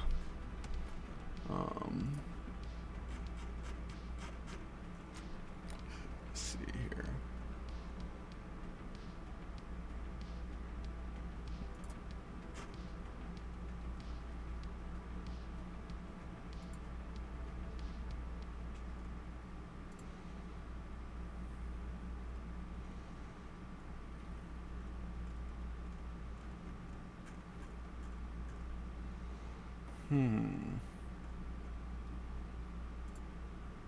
If that was visible, that'd be really good.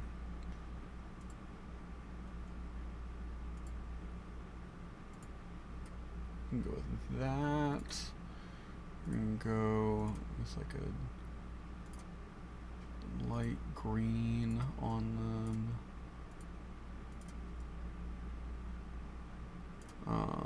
Go into the mix, take our light green.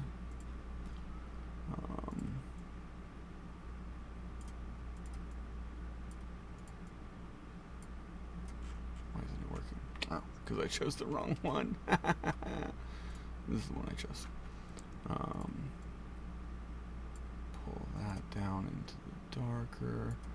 Pull that up into the white. No.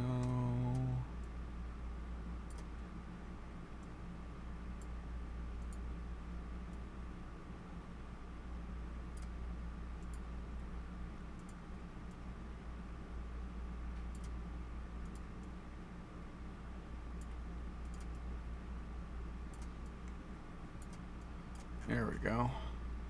Got like vine magic growing on him. Take the shirt off so I can have his back exposed. I mean, I could.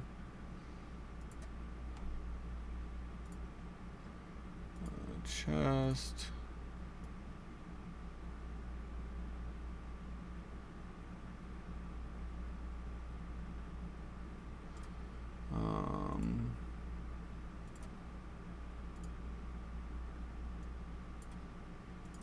Decals.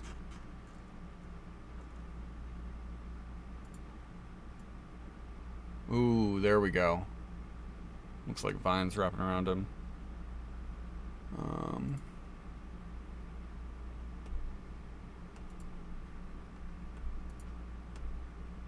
Where? Oh, where? Oh, that's not what I want.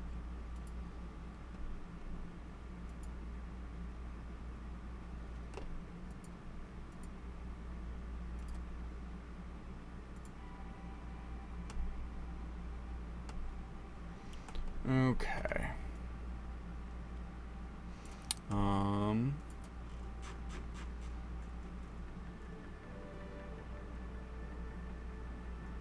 It's not a ton of back stuff.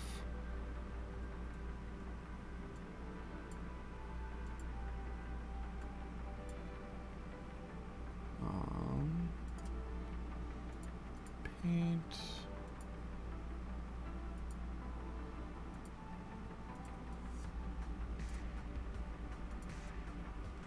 There we go. Okay. I like it. Oh.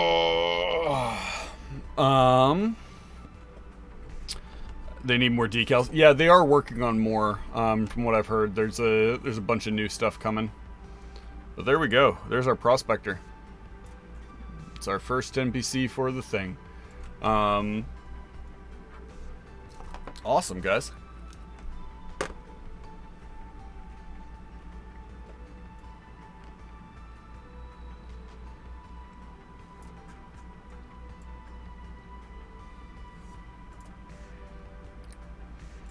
Give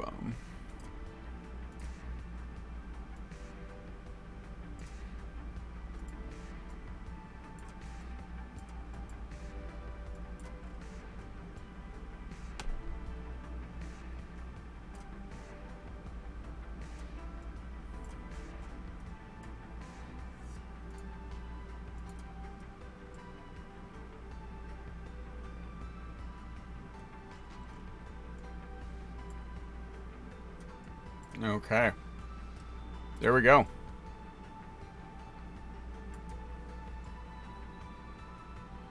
I like it.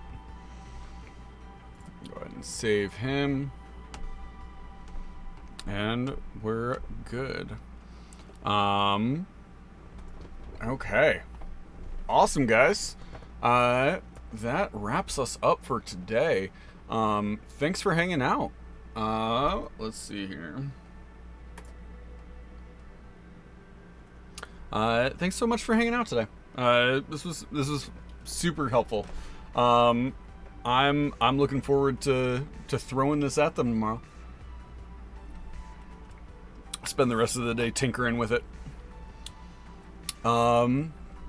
Yeah, thank you guys. We will be back on Monday morning for more of this. I don't know what I'll be working on, but we'll do something. And then we are back Monday night with the actual play, Hash Browns and Hooligans. So come on out for that. Based on how it ended last week, it should be fun. Dragon at Rest, thank you for being here. It was nice to have you. Hope you stick around in the community. If you guys are doing fun stuff over the weekend, make sure you document it, throw it in the Discord. Let us see the cool stuff that you're doing so we can all be jealous. And I will see you back on Monday. Have a great rest of your week. Remember to embrace the nonsense, and until then, later.